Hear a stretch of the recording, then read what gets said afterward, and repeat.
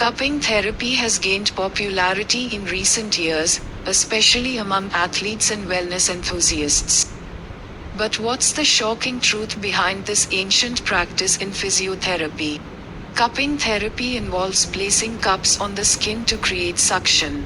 This suction is believed to enhance blood flow, reduce inflammation, and promote healing. However, many people don't realize that the scientific evidence supporting these claims is still limited.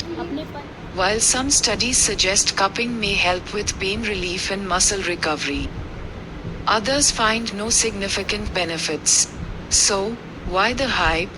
It's often attributed to celebrity endorsements and social media trends. Moreover, cupping therapy isn't without risks.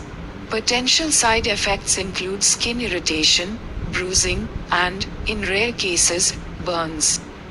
It's crucial to seek treatment from certified professionals who understand proper techniques and safety measures.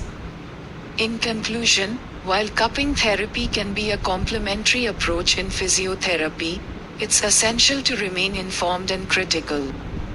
Always consult with your healthcare provider before trying new therapies.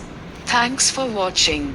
If you found this information helpful, please subscribe to our channel for more insights.